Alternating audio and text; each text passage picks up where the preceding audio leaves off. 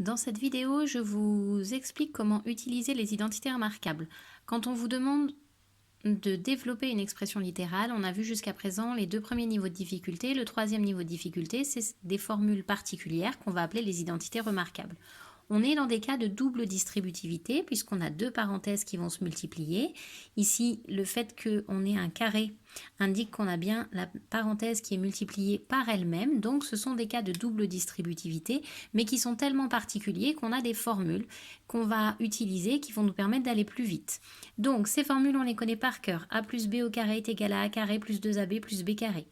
A moins b au carré est égal à a carré moins 2ab plus b au carré, et a plus b facteur de a moins b est égal à a carré moins b carré. Cette première égalité signifie que si on voit une parenthèse avec un carré dessus, avec un plus au milieu, on va prendre le premier nombre de la parenthèse, on le met au carré. Ensuite, on va mettre un plus. À la fin, on va mettre le deuxième nombre de la parenthèse, on le met au carré aussi. Et au milieu, le 2ab, ça veut dire qu'on prend celui-ci, on prend celui-là, on les multiplie entre eux et on va multiplier par 2. Donc AB, ça veut dire A fois B et fois 2. On fait ça sur un exemple. Si je prends 3 plus x au carré. Hop. 3 plus x au carré, j'ai une parenthèse avec un carré au-dessus, donc je reconnais une identité remarquable. C'est celle qui a un plus au milieu, donc c'est pas celle-ci, c'est pas celle-ci, c'est la première identité remarquable. Je prends, pour appliquer la formule qui est là-haut, je prends le premier nombre, je le mets au carré. 3 au carré, ça fait 9. À la fin, je prends le deuxième nombre, donc celui qui est là, je le mets au carré. Donc à la fin, j'ai x au carré. Au milieu, je prends les deux nombres, je les multiplie. 3 fois x, ça fait 3x. Je remultiplie par 2. 3x fois 2, ça fait 6x. Et je me retrouve ici avec 6x.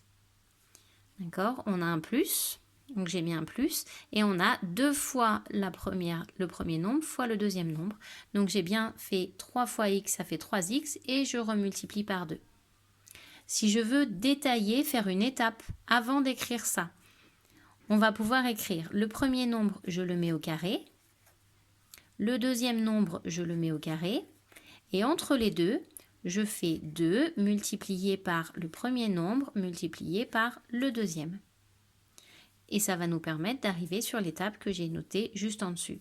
Donc cette étape-là est facultative. Je fais un deuxième exemple. Si je vois 5 plus 2x, facteur 2, 5 moins 2x. Ici, je vois deux parenthèses qui se multiplient, donc je pense à la double distributivité, mais j'ai la même chose dans les parenthèses, sauf que le signe change. Je reconnais l'identité remarquable. J'ai deux fois la même chose dans les parenthèses, sauf qu'une fois j'ai un plus, une fois j'ai un moins. C'est bien le cas ici.